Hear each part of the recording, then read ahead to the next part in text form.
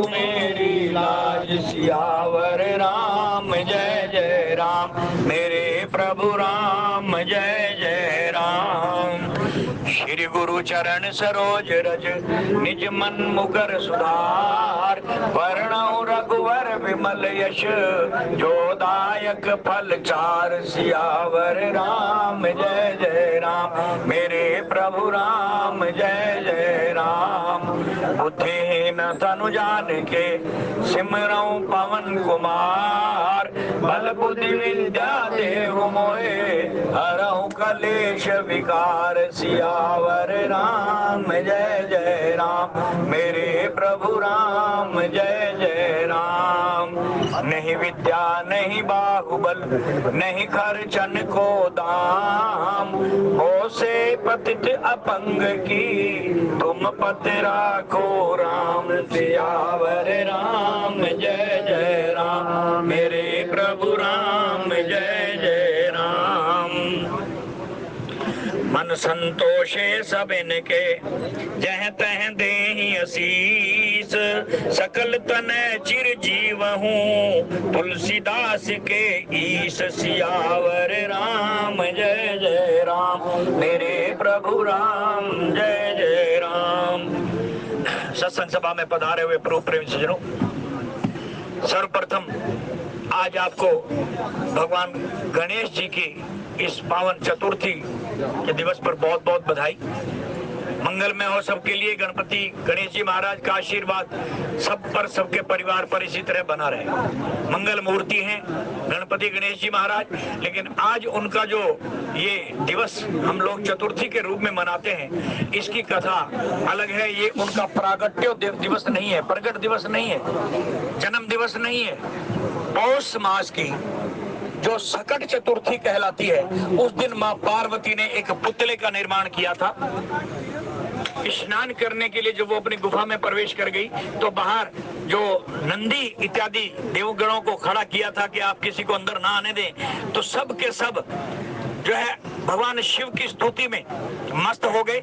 लेकिन तब पार्वती ने अपनी सुरक्षा के लिए द्वारपाल के रूप में एक अपने हाथ पैर की मैल, शरीर की मैल से एक जो पुतला बनाया था, वो उसमें प्राण प्रतिष्ठित करके उसको गणेश की, जो ये आप गणेश की मूर्ति अब देखते हैं ना, हस्ती का मुख, हाथी का जो मुख है, ये उस वक्त नहीं था। वो हमारी तरह तुम्हारी तरह आम मनुष्य रूप में थे, चतुर्भुज रूप में थे। इस तरीके से उनके हाथ में जो है एक फरसानुमा हथियार दे करके बाहर खड़ा कर दिया गया। छोटी सी उम्र, मानो 5-6 साल का बालक, उसी वक्त तैयार करके पार्वती ने अपनी सुरक्षा के लिए खड़ा किया था। तत्पश्चात प्रभु की लीला देखिए, भगवान शंकर आ गए। उन्होंने उस बालक को देखा नहीं था, क्योंकि अभी माँ पार्वती ने उसका प्रागट्य किया था, निर्माण किया था उसका। तो उन्होंने पूछा, बालक तुम कौन हो? तो उन्होंने कहा कि हम माँ पार्वती के पुत्र हैं और यहाँ हमारी ड्यूटी लगाई गई है। हमसे पूछे बगैर जब तक माँ पार्वती स्नान करके बाहर ना आ जाए, किसी का भी प्रवेश वर्जित है। भगवान शंकर मुस्कुराते हुए कहने लगे, तुमने मुझे पहचाना नहीं? मैं पार्वती का पति हूँ भाई, तो इसलिए मुझे तो कहीं भी प्रवेश वर्जित नहीं है। बोले, आप चाहे कुछ भी हो, मैं माँ का पुत्र हूँ, उसका दास हूँ, उसका सेवक हूँ। मेरे लिए जो आज्ञा निर्धारित की गई है, मैं उनकी आज्ञा का उल्लंघन नहीं कर सकता। बिल्कुल वही जवाब जो भरत जी ने हनुमान जी को दिया था कि मैं राम का सेवक हूँ और ये संपत्ति सब राम की है, मैं इसका चौकीदार हूँ। जब तक राम की आज्ञा नहीं आएगी, मैं इस चौकीदार के पद से हट करके कहीं भी नहीं जा सकता। भले ही आपने मुझे बता दिया कि लंका में युद्ध चल रहा है, लक्ष्मण जी भी बेहोश हैं, सीता जी का अपहरण भी हो गया है, लेकिन फिर भी मैं अपना स्थान नहीं छोड़ सकता। क्यों? जब तक राम की आज्ञा ना हो, ये सेवक अपनी सेवक से वंचित हो कैसे सकता है, सेवा छोड़ कैसे सकता है? मेरे जिम्मे सेवा लगाई गई है अयोध्या की रक्षा की। बिल्कुल यही जवाब गणेश जी ने दिया। तो भगवान शंकर ने क्रोध करके इनका शीश काट दिया और शीश काट करके त्रिशूल को आज्ञा दी कि इसको ऐसी जगह लुप्त कर दो कि दोबारा मिले ही नहीं। समुद्र में फेंक दिया गया। कुछ देर पश्चात मां पार्वती जब बाहर आई और ये गणेश जी की हालत देखी, शंकर जी भी तब तक गुफा में प्रवेश करने ही वाले थे। माँ ने कहा कि तुम्हें किसी ने रोका नहीं, कैसे प्रवेश कर गए तुम? कहेंगे हमारी तो गति ही निर्बाध है, कौन रोक सकता है? हम जहाँ चाहे आ जा सकते हैं। और जिसको तुमने खड़ा किया था, तो तुम्हारे हाथ पैर की मैल का वो पुतला, वो देखो बाहर पड़ा हुआ है। माँ पार्वती को इतना क्रोध आया आंखें लाल हो गई, दृष्टियां तन गई। एक बार तो ऐसा लगा कि माँ भगवती, पार्वती और है कौन? साक्षात माँ भगवती ही तो है, जो सृष्टि का निर्माण और लय करती है। उनके क्रोध को देख करके शंकर सहित सभी देवता कांपने लगे। तब सबने प्रार्थना की, माँ का क्रोध शांत हुआ और भगवान शंकर ने आश्वासन दिया कि हम तुम्हारे पुत्र को जीवन दान देंगे। त्रिशूल को आज्ञा दी कि जहां सिर फेंक करके आए हो वहां से लेकर के आओ। त्रिशूल ने कहा कि प्रभु वो सिर नहीं मिल सकता, वो तो हमने समुद्र की तलहटी में पता नहीं कहां चला गया, हम भी नहीं ढूंढ सकते। तो बोले ऐसे करो, फिर इस जंगल के अंदर भ्रमण करो, जहां कोई भी माता अपने पुत्र के विमुख होकर के सोई हुई हो, पुत्र को पीठ दे करके सोई हुई हो, पुत्र को छाती से लगा करके सोने वाली माँ नहीं, पुत्र की तरफ पीठ करके सोने वाली माँ, पुत्र की पीठ के साथ पीठ मिला करके जो सोई हुई हो, ऐसे पुत्र का सिर काट करके, ताकि उसको माँ को पुत्र की हत्या का दुख ना लगे और श्राप ना दे। ऐसा ही त्रिशूल ने भगवान की आज्ञा मान करके किया।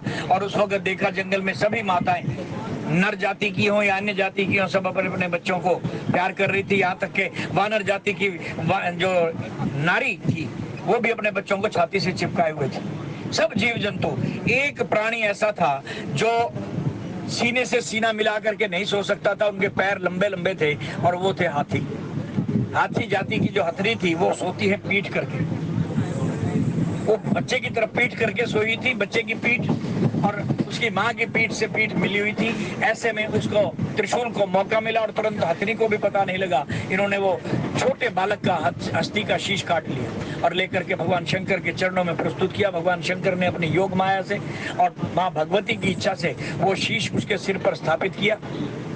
और तब से इनको अनेकों वरदान दिए कि आज के बाद विश्व के अंदर कोई भी कार्य होगा इनकी आज्ञा के बगैर पूरा नहीं होगा। ये 8 सिद्धियों 9 निधियों के स्वामी होंगे और जो इनकी पूजा किए बगैर कोई कार्य करेगा वो पूर्ण ही नहीं होगा। इसलिए सबसे पहले आदि गणेश को मनाया जाता है।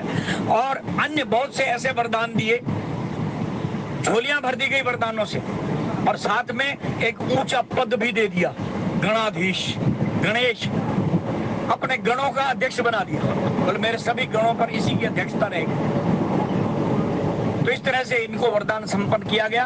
और जब ये वरदान दिया गया उस वक्त गणेश जी बालक के रूप में थे और शीश पर हाथी का जो शीश धारण किया गया उसी के अनुसार फिर इनके शरीर का विकास भी हुआ, शरीर भी थोड़ा मोटा हो गया। और हाथी के शीश को धारण करके जब ये चलने लगे तो थोड़ा टेढ़े मेढ़े चल रहे थे, वजन जो आ गया। शरारत सूझी चंद्रमा को, देवता को। उसने जब इस तरह से चलते हुए देखा तो हंस पड़े, जैसे अष्टावक्र के ऊपर जनक के सभापति हंस पड़े थे, ब्राह्मण हंस पड़े थे, विद्वान हंस पड़े थे, वो भी हंस पड़ा और हंस करके कहने लगा देखो ये इसको लोगों गणाधीश बना दिया गया, इसकी चाल तो देखो, ये गणों का अध्यक्ष है। ऐसे मजाक उड़ाया। जैसे ही ध्यान रखना, मैं व्यासपीठ पर बैठ करके इन बातों को आज के प्रसंगों से जरूर जोड़ के चलता हूँ।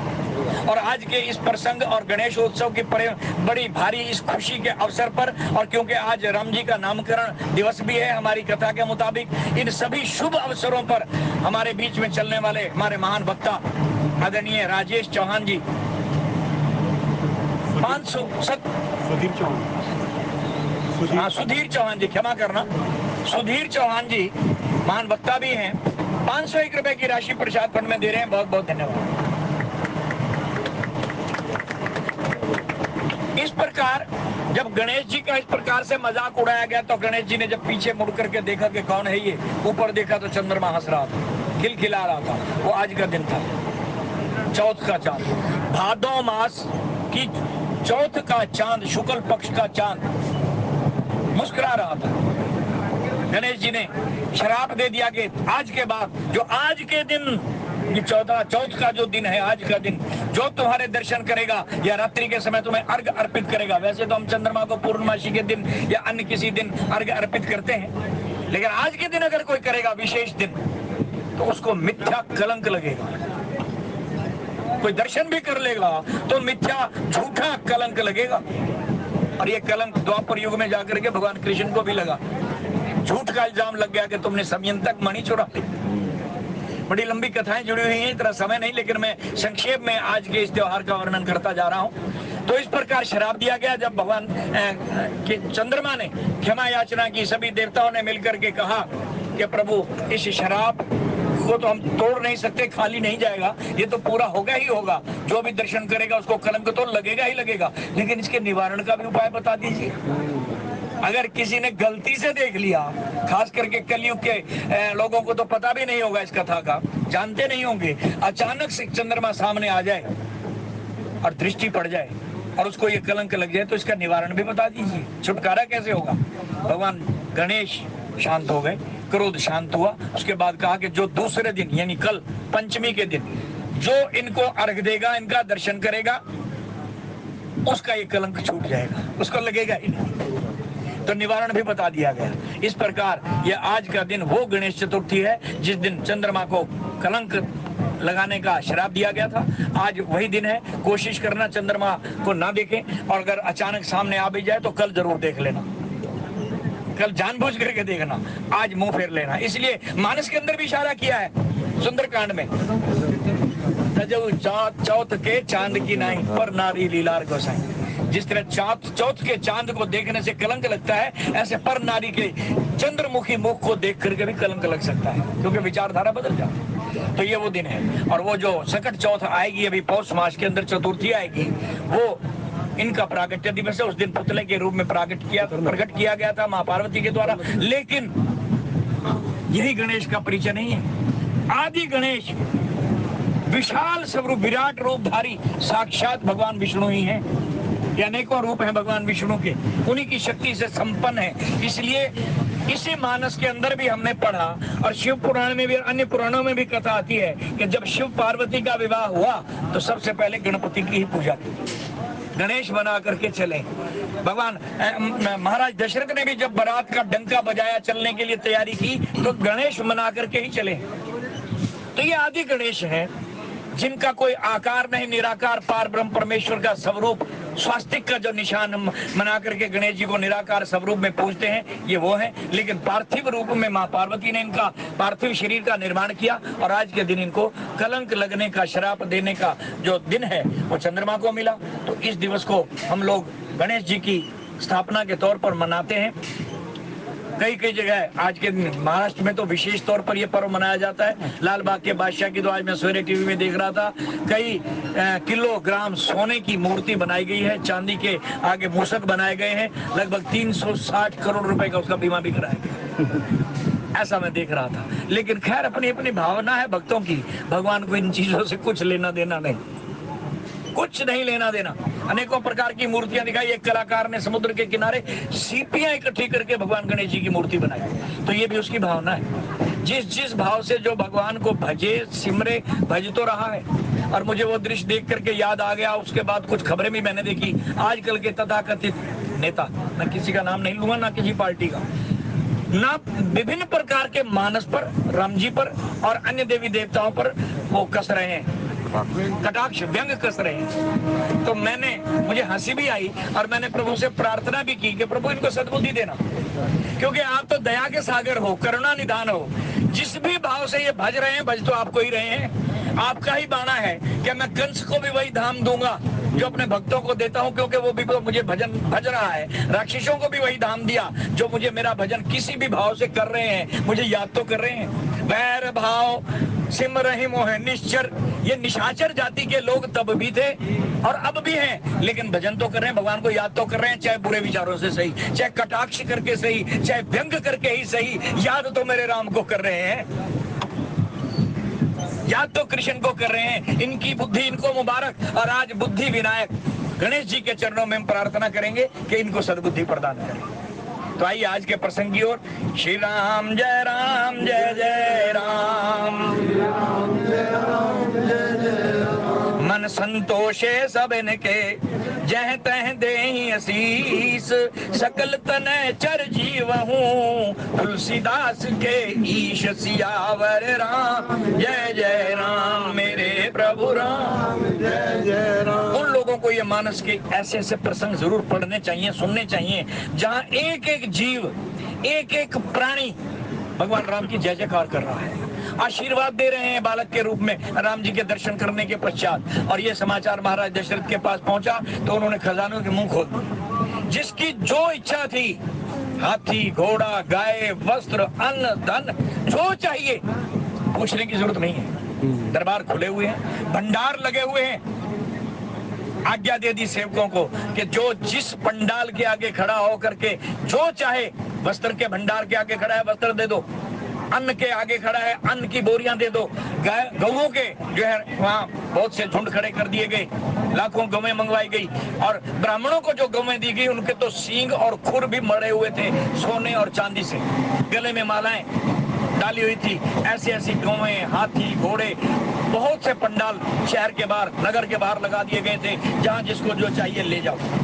ऐसा दान महाराज दशरथ ने दिया है, किसी चीज की कमी नहीं। और उसके पश्चात मन संतोष है सब इनके, सबके मन को संतुष्ट कर दिया। इधर भगवान शंकर मां पार्वती को कथा सुनाते हुए कह रहे हैं कि पार्वती, भगवान की लीलाएं बड़ी दिव्य हैं। मेरा भी मन हुआ कि मैं भी देखूं, लेकिन माफ करना देवी, मैं आपको नहीं ले जा सका। ये मैंने चोरी की है। मां पार्वती कथा सुनते सुनते कानी आंखों से तिरछी आंखें करके देखने लगी। कहने लगे प्रभु आप चोरी भी करते हो? कहने लगे क्या करूं, मेरा इष्ट जो चोर है, जिसको मैं अपना आराध्य मानता हूं, जब वो चोर है तो मुझे भी उसका अनुसरण करना पड़ता है। भगवान कृष्ण का तो कार्य ही माखन चोरी से शुरू हुआ और मन की चोरी करने वाला है, मन मोहन है। तो मेरा भी मन हुआ कि मैं भी चोरी करूं। और चोरी क्या की कि आपको बताया तक नहीं, यही चोरी थी, बिना बताए चला गया। वरना जहां भी भगवान शंकर जाते हैं पार्वती को साथ लेके जाते हैं, कथा सुनने भी जाते हैं तो सती के रूप में साथ लेकर के गए, कहीं अकेले नहीं जाते। लेकिन यहाँ साथ किसको लिया? काकभुशुंडी को। भुशुंडी इनका जो है कथा वाचक भी है और कथा श्रोता भी है, दोनों रूप हैं भुशुंडी के। भुशुंडी को इन्होंने कथा सुनाई भी है और उससे सुनी भी है, और उसको अपना शिष्य भी मानते हैं। तो उसको साथ ले गए, क्योंकि यहाँ भगवान शंकर ने भी एक लीला करनी थी। लीलाधर की लीला देखने के लिए दूसरे लीलाधर जा रहे हैं। भुशुंडी को साथ क्यों लिया? बोले तू जम्बूरा बन जा और मैं ज्योतिषी बनूंगा। मनुष्य का रूप धारण करेंगे वरना कोई पहचान लेगा, और ऐसा स्वरूप धारण करेंगे जैसे ज्योतिषियों का वो पीले वस्त्र धारण किए हुए, पीतांबर ओढ़े हुए, पीले कपड़े पहने हुए और हाथ में मोर का चंदा लिए हुए, इस तरह का रूप धारण करेंगे। और तू जमूरा बन जाना। क्यों? ऐसे अगर हम गए देवताओं के रूप में गए तो वैसे ही कोई गुजरे नहीं देगा, और अगर किसी मनुष्य के रूप में गए तो राजा दशरथ के यहाँ वैसे ही भीड़ लगी हुई है, और हमारा परिचय कोई पूछेगा तो क्या परिचय देंगे? अंदर नहीं जाने दिया जाएगा, नाटक करेंगे। बोले क्या? कहने लगे मैं ज्योतिषी बनूंगा, तुम जमूरा बनो, और उधर आराध्य देव से प्रार्थना करेंगे कि प्रभु हम नहीं आ सकते अंदर, आप आ जाओ, आप बाहर आ जाओ। यही हुआ।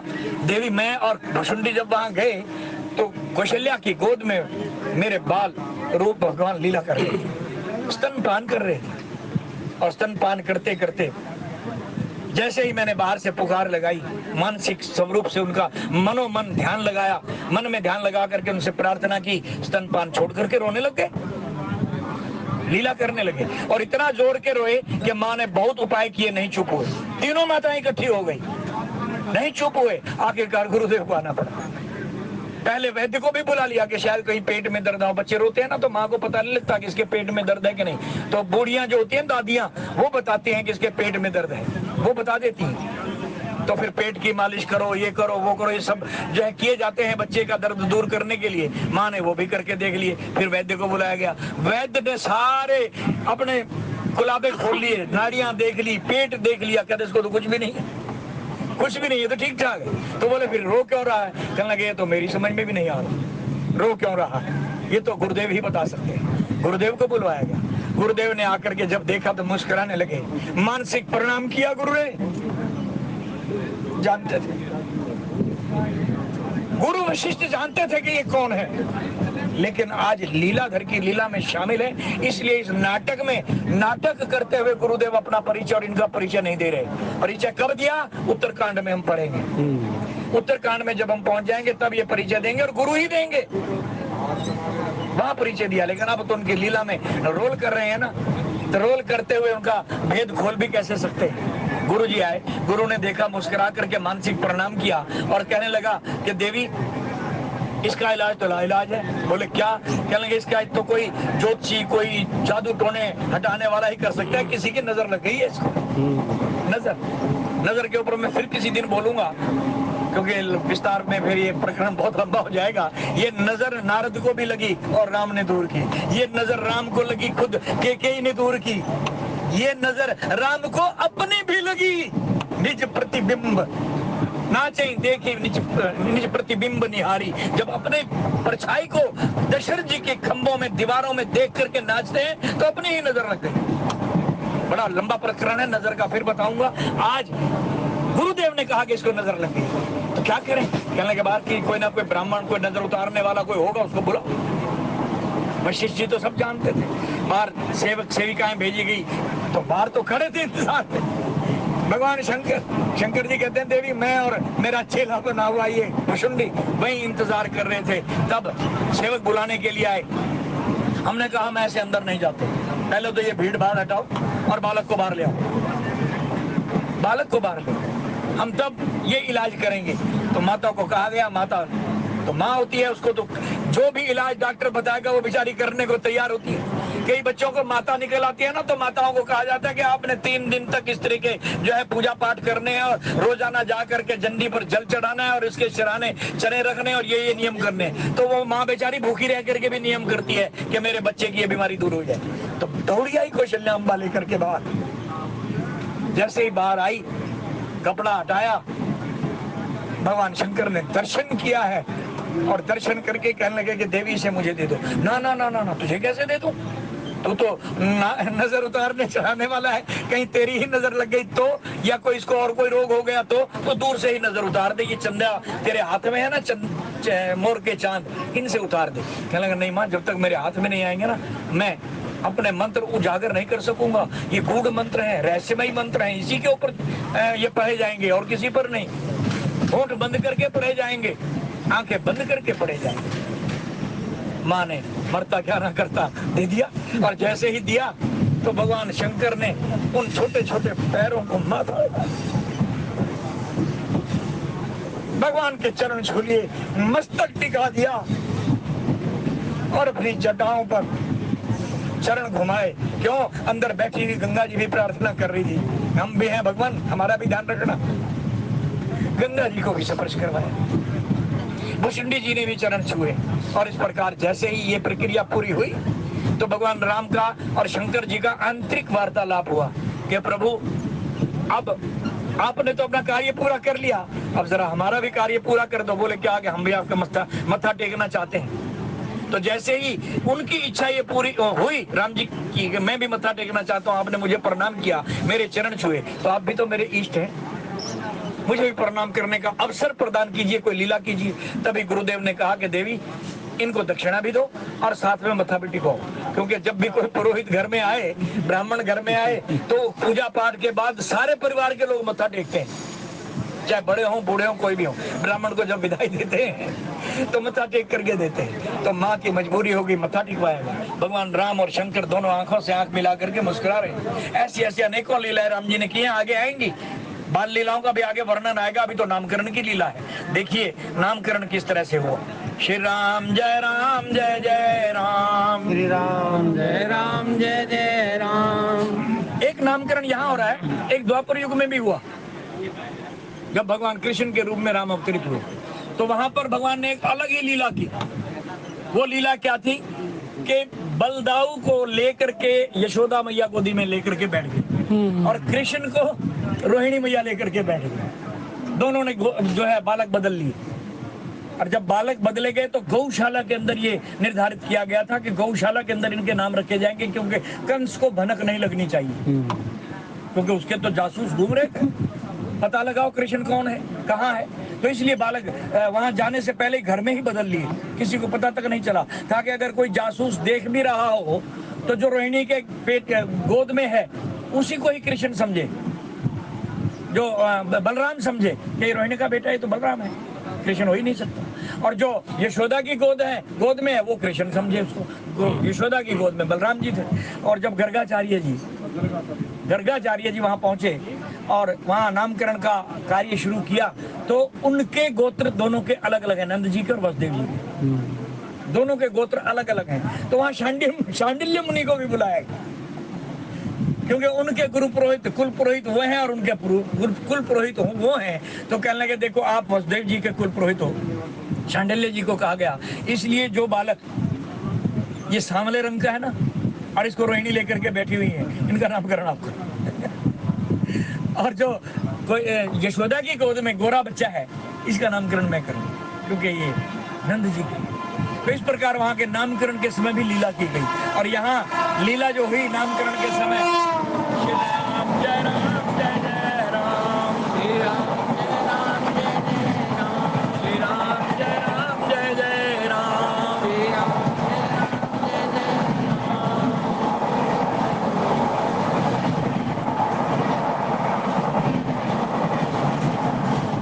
भगवान तो है ही लीला पुरुषोत्तम, गर्भ में भी आए तो लीला से आए, पता नहीं लगा लेकिन गर्भ फूलता गया लीला से। जाते हरि गर्भ ही आए, गोस्वामी जी ने लिखा जब से गर्भ में आए हैं, लेकिन पिंड रूप में नहीं, लीला रूप। आगे ब्रैकेट में दिया गया भी है, अर्थ दिया गया लीला रूप। भगवान की ये लीला थी, गर्भ फूलता हुआ दिखाई दिया। तो प्रभु की अनेकों लीलाएं हैं, इनके रहस्य वही जान सकता है जो निरंतर सत्संग से जुड़ा रहे। और विद्वान वक्ता, विद्वान गुरु, संत महात्मा निरंतर इसका निरूपण करें, वो इस लीला को समझ सकता है। वो किसी प्रकार का कोई कटाक्ष करने से, व्यंग करने से बचेगा, क्योंकि वो देखेगा कि कण कण में रमी हुई जो शक्ति है उसी का नाम राम है। और आज यही नाम गुरु वशिष्ठ जी भी रख रहे हैं। क्या कह रहे हैं? बोले कुछ दिवस बीते यही भांति, जात न जानिए दिन अरु राति, नामकरण कर अवसर जानी, भूप बोली पठे मुनि ज्ञानी। और ऐसा अवसर आ गया कि कहते हैं कि 6 महीने का दिन हो गया था। सूर्य देव रथ रोक करके खड़े हो गए। बोले रथ समय मास दिवस कर दिवस बा, मरम न जानई कोई, रथ समेत रवि था केयू, निशा कवन विधि होई, सियावर राम जय जय राम, मेरे प्रभु राम जय जय राम। 6 दिन की एक रात हो गई, अर्थात सूर्य देव छुपे ही नहीं, चंद्रमा को तो दर्शन करने का मौका ही ना मिला। चंद्रमा ने भी प्रार्थना की कि प्रभु ये कैसा अन्याय, सारे देवता तो दर्शन करके जा रहे हैं आपका और मुझे मौका ही नहीं मिल रहा सामने आने का। चिंता मत कर, अगला अवतार तेरे ही होते हुए तुझे ही दर्शन लाभ दूंगा। जब तू आधी रात में आकाश के ऊपर चमक रहा होगा उस वक्त मैं जन्म दूंगा।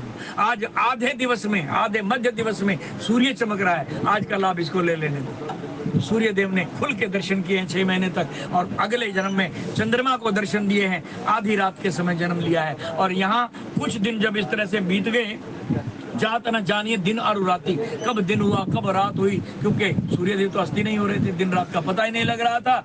और नामकरण अवसर जानी, भूप बोली पठे मुनि ज्ञानी, नामकरण का दिवस आ गया। क्योंकि ये हमारे 44 संस्कार वेदों ने बताए हैं।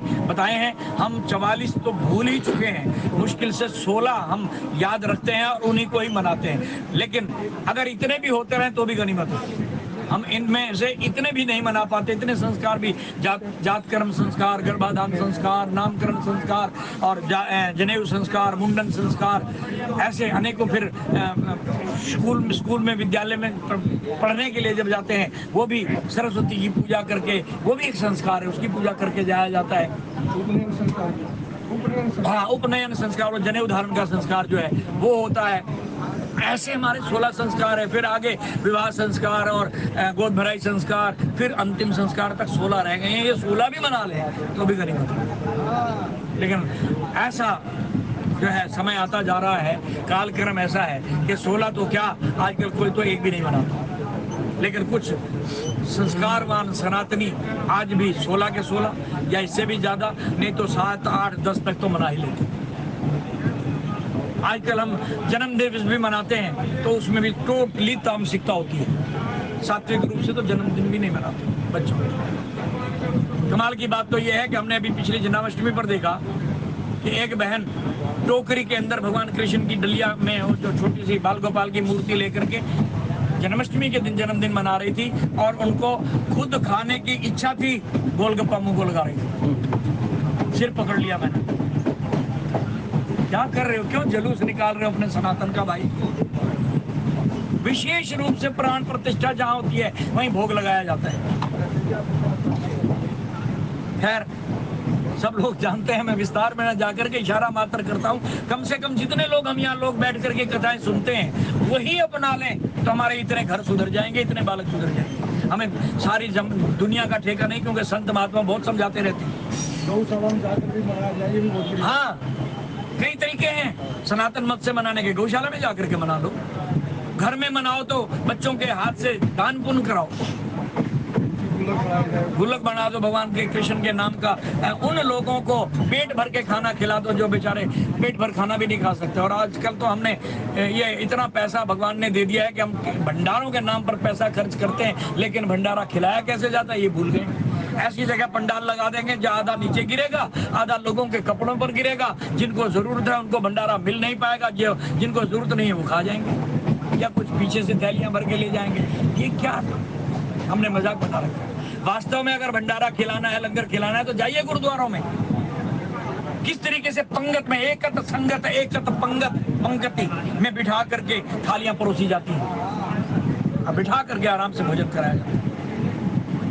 वो लंगर है, वो भंडारा है। ये नहीं कि आधा नीचे गिरे आधा ऊपर गिरे। अन्न का भी निरादर होता है।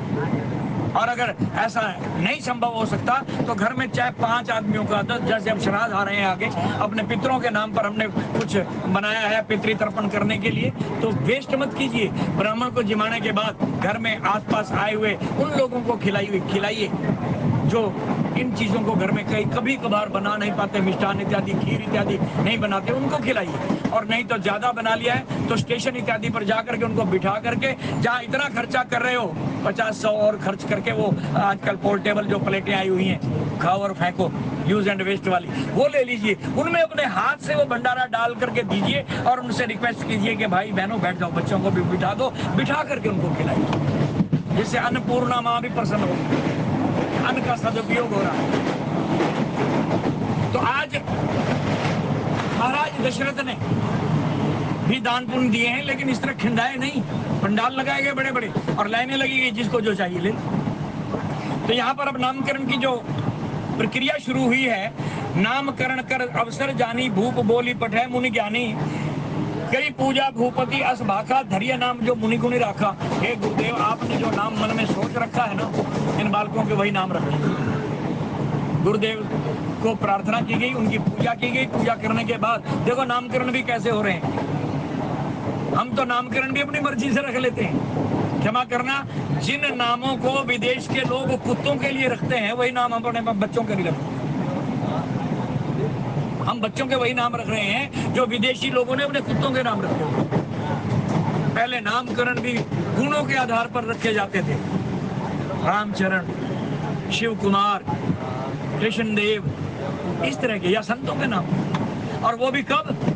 जब वो विद्वान ब्राह्मण अक्षर निकाल के देता था कि कै अक्षर पर नाम आया है, ख पर आया है, ग पर आया है, इस अक्षर से कोई भी शुद्ध नाम आप रख सकते हैं, सात्विक नाम आप रख सकते हैं, अक्षर बताते हैं। आज भी गुरुद्वारों में अक्षर निकाला जाता है, वाक निकाला जाता है गुरबाणी में से, और पहला अक्षर बता दिया जाता है, उसके अनुसार नाम रखे जाते हैं। पहले भी यही नियम था, लेकिन अब तो कौन जाता है मंदिरों में नाम रखवाने के लिए? अपनी मर्जी से रख दिया, जो दिल में आया रख दिया। और अगर किसी ब्राह्मण ने नाम बता भी दिया, राशि के अनुसार, ग्रह तिथि वार के अनुसार बता भी दिया, तो वो तो रखते ही नहीं, अपनी मर्जी से नाम रख लेते। और जब तक बच्चा स्कूल जाने लायक होता है, मास्टर लोग पूछते हैं इसका नाम क्या, तब तक भूल चुके होते हैं कि पंडित जी ने क्या नाम बताया था, क्योंकि प्रचलित नाम तो जुबान पर वही चढ़ गया ना जो रोज घर में बोलते हैं। हमारे यहाँ शुरू से ये नियम रहा है कि छठी वाले दिन एक पुस्तिका, एक कोरी किताब, जिसको बही बोलते हैं, वैश्यों का धर्म आता है, ये क्षत्रियों का धर्म था कि उस बालक के सिरहाने धनुष बाण बना करके रखे जाते थे। एक धनुष और 2-3 बाण बना करके रखे जाते थे सिरहाने। साथ में बही खाता रखा जाता था, लक्ष्मी और गणेश की मूर्तियां छापी जाती थी। उसके ऊपर छठी का दिन लिखा जाता था, वार नक्षत्र लिखा जाता था, ब्राह्मणों के द्वारा 4 लाइनें लिखवा ली जाती थी। फिर जो बालक का नाम निकला वो लिख दिया जाता था। गोत्र, नाम, समय सब लिखा जाता था। फिर जब वो बड़े होते थे तो उसी के अनुसार जन्मपत्रियां भी बनवाई जाती जो सही होती थी। आज हम जन्मपत्रियां मिलान तो कर लेते हैं कि लड़के लड़की की पत्री मिलाओ, लेकिन वो सही हो तभी तो मिलेंगी। जब वही सही नहीं बनी हुई है तो मिलेंगी कहां से? और 80% जो है तलाक केसों में जाकर के देखो उन लोगों के हो रहे हैं जिन्होंने जन्म पत्रियां मिला करके शादियां की हैं। पहले गुण मिलाए जाते, आज डेट मिलाई जाती है, सिर्फ डेट, पहले गुण मिलते। तो इस प्रकार नामकरण की जो ये प्रक्रियाएं थी ये आदिकाल से चली आ रही हैं, और आज भी हमें उनका जो है ऐसे ऐसे कम कामों में तो कम से कम वैदिक रीति से, सनातन मत के अनुसार सनातन रीति से इनका प्रयोग करना चाहिए। तो गुरु वशिष्ठ ने नाम रखे किस प्रकार? करी पूज इनके नाम अनेक अनूपा, मैं नृप कैब स्वमति अनुरूपा। गुरु वशिष्ठ कहने लगे कि महाराज किसका नाम रखवा रहे हो? कोई एक नाम हो तो नाम निकालूं। इनके नाम अनेक, जिसकी कोई गिनती नहीं, संख्या नहीं बताई कितने नाम है, अनेक नाम है, और अनुपम है जिनकी कोई उपमा भी नहीं हो सकती। हरि के 1000 नाम, लाख नाम राम के, कृष्ण के करोड़ नाम, असंख्य नाम राम के। असंख्य नाम है, किस नाम से इनका नामकरण करूं? इनके तो अनेकों नाम है, लेकिन फिर भी क्योंकि रीत तो निभानी है, इसलिए मैं अपनी बुद्धि के अनुसार इनका नाम रखूंगा विचार करके। क्या नाम रखा? मैं नृप कैब स्वमति अनुरूपा, अपनी बुद्धि के अनुसार नाम कहूंगा। तो ध्यान से सुनना। बोले सबसे पहले जो कौशल्या की गोद में ये बालक खेल रहा है, ये अनादि ब्रह्म है, जो सारी सृष्टि का निहंता है, पालन करने वाला है, और इसी का ही एक पर्यायवाची नाम है आनंद। दूसरा नाम है सुख की राशि। हर जीव आज आनंद की तलाश में भटक रहा है। एक कीड़े मकोड़े से भी पूछो, उसको भी आनंद चाहिए। चौपाए जानवरों को पूछो, उसको भी आनंद चाहिए। मनुष्यों से पूछो, उनको भी आनंद चाहिए। लेकिन हम आनंद ढूंढ रहे हैं मायावी पदार्थों के अंदर। कोई पुत्र पुत्री में आनंद ढूंढ रहा है, कोई स्त्री पुरुष में, पति पत्नी में आनंद ढूंढ रहा है, कोई धन दौलत में आनंद ढूंढ रहा है, कोई किसी में तो कोई किसी में। ये सब मायिक हैं, क्षणिक हैं, नाशवान है। हमें तो परमानेंट आनंद चाहिए, ऐसा आनंद जो कभी समाप्त ही ना हो। नंद के आनंद भयो, ऐसा आनंद चाहिए जो कभी समाप्त ना हो। और वो आनंद नाम है परमात्मा का। दूसरा नाम है परमात्मा का 101 रुपए की राशि। आदरणीय गुलाटी जी हैं क्या? गुलाटी जी हैं? अच्छा, गुप्त रूप से भगवान के एक भक्त ने ये राशि भेंट की है, बहुत बहुत धन्यवाद। तो इस प्रकार आनंद के सिंधु हैं, सागर हैं, ये सबको आनंद देने वाले, सब जीवों को 84 लाख प्रकार की योनियां, फिर 4 खानियां, अंडज, जेरज, उद्भिज, स्वेदज, ये 4 प्रकार के खानों में से निकले हुए जितने भी 84 लाख प्रकार की योनियों के जीव हैं, सबको आनंद चाहिए। किसी को रसगुल्ले में, किसी को मिठाई में, किसी को बच्चों में, ऐसा आनंद चाहिए। लेकिन ये थोड़ी देर का आनंद है, क्षणभंगुर है। कैसे? उदाहरण के तौर पर कृपालु जी महाराज इस आनंद की व्याख्या बड़ी विस्तृत ढंग से करते हैं। कहते हैं आपको रसगुल्ले में आनंद मिलता है, आपके सामने एक रसगुल्ला रखा गया, आपको आनंद आया, बड़ा आनंद, बड़ा अच्छा, एक और दे दो। 2 दे दिए गए, खा लिया और आनंद आया, अच्छा एक और ले लो। 3 खा लिए, चलो बस बस, और नहीं, एक और खाओ। चौथा भी जबरदस्ती खा लिया। 5वां दिया गया, नहीं बस बस अब उठा लो। कहाँ गया आनंद? अभी तो आप कह रहे थे रसगुल्ले में आनंद आता है, लेकिन 5 के बाद ही आनंद खत्म। ये परमानेंट आनंद तो नहीं हुआ। माँ को बच्चे में आनंद मिलता है। छोटा सा बच्चा आया, 4 दिन से गुम था, ढूंढ रहे थे लोग, पुलिस में रिपोर्टें लिखवा रहे थे, आज वो मिल गया। तो माँ रोती हुई बिलखती दौड़ी गई, बच्चे को छाती से लगा, आनंद मिला। 4 दिन से कहाँ गया था, चूम रही है, चाट रही है, और पागल सी हुई उसको गले से लगा रही है। फिर चाटा, दोबारा, तिबारा, चौबारा, 5वीं बार, चल हट परे जा खेल ले, चला गया ना। उसी में आनंद ढूंढ रही थी, बार बार गले लगा रही थी, चिपट रही थी, अब जाके ये आनंद नहीं। तो कहने का मतलब ये है कि मायावी पदार्थों में, मायावी पुरुषों में, मायावी चीजों में आनंद है ही नहीं, थोड़ी देर का है। ये माया का आनंद है। हमें तो योग माया के द्वारा प्रदत्त वो आनंद चाहिए जो आज दशरथ जी को मिल रहा है, कौशल्या को मिल रहा है, और जो नंद के आनंद भया था, जो नंद के आनंद भयो जय करेगा, वो आनंद चाहिए। और वो आनंद और कोई नहीं, साक्षात पार ब्रह्म परमेश्वर है। परमेश्वर का ही दूसरा नाम आनंद है। इसलिए गुरु वशिष्ठ कह रहे हैं कि जो आनंद सिंधु सुख राशि, जो आनंद स्वरूप है, जो आनंद का धाम है और सुख की राशि है, अनेकों नाम है इसके, जो सारी दुनिया को सुख देने वाला है। सुख किस में मिलेगा? प्रभु के नाम में। इन पदार्थों में नहीं, स्त्री पुरुषों में नहीं, खाद्य पदार्थों में भी नहीं, हीरे मोती जवाहरात में भी नहीं, इनमें सुख नहीं है। थोड़ी देर का सुख है। अगर इनमें सुख होता तो सबसे ज्यादा सुखी रावण होता। उसके पास ना तो संतानों की कमी थी, ना पदार्थों की कमी थी, ना धन दौलत की कमी थी। अगर इनमें सुख होता तो विदेशी लोग आज वृंदावन में आकर के डेरे डाल करके अपने मकान खरीद करके बैठ गए, अरबों और करोड़ों रुपए की संपत्तियां छोड़ करके यहाँ आ गए। आज नंगे पैर रोज परिक्रमा करते हुए आपको मिल जाएंगे। गोवर्धन की परिक्रमा, 84 कोस की परिक्रमा, नित्य गान करते हुए भगवान के भजन गाते हैं, और ऐसे भाव विभोर कि आप अगर उनको देखेंगे तो आप भी नाचने लग जाएंगे। वो आनंद है। वो कहते हैं हमें आनंद की तलाश ही, जिसकी आनंद की तलाश थी वो हमारी धन दौलत में नहीं मिला, छोड़ आए हम, यहाँ मिला, वृंदावन में आनंद मिला। अरे और तो और इस आनंद को पाने के लिए ब्रह्मा जी जगत के स्वामी इसी आनंद की राशि प्रभु राम के पास दिव्य रूप से गए। कहने लगे प्रभु मुझे आनंद चाहिए। कैसा चाहिए? कहने लगे आपके नित्य चरणों का दास बना रहूं, भजन करता रहूं, सिमरन करता रहूं, आपका दर्शन करता रहूं। कहने लगे उसके लिए तो फिर जो है मृत्यु लोक में जाना पड़ेगा, क्योंकि हम वहीं आकर के लीला करेंगे। कहने लगे हाँ प्रभु मुझे मंजूर है, मुझे गोपियों की चरण की धूली दे दो, चरण धूली दे दो, गोपियों के चरणों की। जहां जहां गोपियां चलेंगी मैं उनके ऊपर लेटता हुआ, चाहे मुझे बंदर बना दो, कीड़ा बना दो, पेड़ पौधा बना दो, लेकिन बनाओ वृंदावन का। इस आनंद की तलाश में ब्रह्मा जो ज्ञान का देवता है, महाज्ञानी है, वो भी तरसता है। तो वशिष्ठ जी कह रहे हैं जो आनंद की राशि है, सुख का सागर है, उसका जो कण कण में रमी हुई हस्ती है, शख्सियत है, उसका नाम मैं राम रखा। और फिर जिसके अंश मात्र से तीनों लोग सुखी हो जाएं, वो राम है। अखिल लोकदायक विश्रामा, जिसका नाम मात्र लेने से तीनों लोगों को शांति और विश्राम मिलता है, वो विश्व भरण पोषण कर जोई ताकर नाम भरता सोई, जो सारी सृष्टि का पालन पोषण और भरण करता है, वही इसका दूसरा अंश, इसी का दूसरा अंश, इसी राम का अंशन सहित ले हूं अवतार, इसी का दूसरा अंश है ये भरत, इसका नाम भरत रखता हूं। भगवान राम जहाँ एक रूप से, अलौकिक रूप से सबको आनंद देते हैं, वहीं भरत के रूप में सबका भरण पोषण भी करते हैं। ये विष्णु के अवतार हैं, अंश अवतार हैं भरत जी।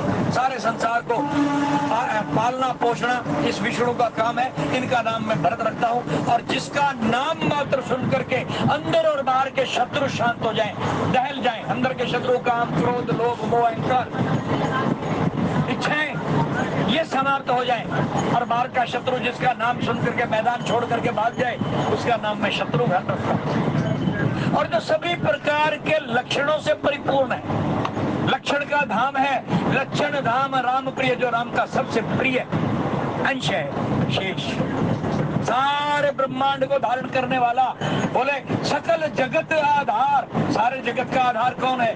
शेषनाथ। ये शेष है, वो विष्णु था, और ये साक्षात ब्रह्मा जी के अवतार हैं शत्रुघ्न जी। ये सारे वही उनके अंश हैं, विविनांश, स्वांश हैं उनके, स्वांशों के रूप में उस पार ब्रह्म परमेश्वर ने अवतार लिया है। तो इनके उन्हीं के अनुरूप नाम रखे गए गुणों के आधार पर। और कहने लगे जो सारे लक्षणों का धाम है, सारे जगत का आधार है, सारी सृष्टि को धारण करने वाला है, मैं उसका नाम लक्ष्मण रखता हूं। इस प्रकार चारों के नाम रखे गए। गुरु वशिष्ठ ते ही राखा, लक्ष्मण नाम उदार, उदार हृदय वाले हैं, सबको क्षमा कर देने वाले हैं, ऐसा नाम लक्ष्मण जी का रखा गया। और जब चारों के नामकरण हो गए, तब वहाँ वेदों ने वेद ध्वनि करी, शंख नगारे बजने लगे, ऊपर से फूल बरसने लगे कल्पतरु के, और यहाँ नृत्य गान होने लगे। तो इन्हीं शब्दों के साथ वाणी को यही विश्राम, त्रुटि के लिए क्षमा।